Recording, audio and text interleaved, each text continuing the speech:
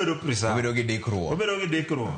Dikruok ni mainyo pile pile. Misik ni nya ni dhiang' e lach. Kose mayo tiko. Gimi dhi yobe ni dhiang' e lach. Kato mi tug dhiang' itimo ka ng'o oporo tiyo go.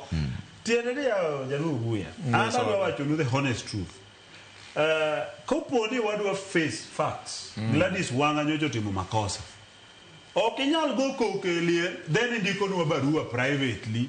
Ni kwa wang'uono ori wacho ni ji obed gi kwe. That was wrong. No winjo apologize even Saliel kacha. No winjo Zamiko mondo jato wacho ni joka mana wacho wach manokiera na jatendu ye ung'ona rwako jite. To gimomiyo no girwako jite ka nyaka magwanga pesa ne no duokne.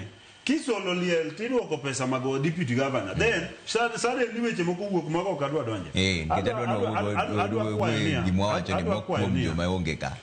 Homa Bay County. And yien was a moro dog match to Homa Bay County.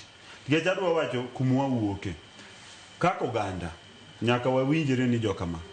Makoso sebedo. And I will forgive Gladys kaka jatenda because I'm governor now. I will forgive her. But the truth madwa wacho ne Gladys. And I will say it, Trevor, kata chunyalo chwanyo jomoko. The truth enia Gladys gini negotiation giwinjruok magitimo gi government mar UDA nyaka gibed honest. Gin dishonest. Number 1 nyaka gibed gi jo UDA piny ginyisgi niya gimomiyo nyocha wadonjo UDA uni e ginene e broad based uni en UDA ni chando wa okwadwar. And nyocha neno gino chieng' liel mani iko ka koyo pien. Ni neno ka wach UDA nok dwa winji manyako buya majakom mar county mangima ma UDA nok nyami thuolo mos ji ka koyo pien. Simply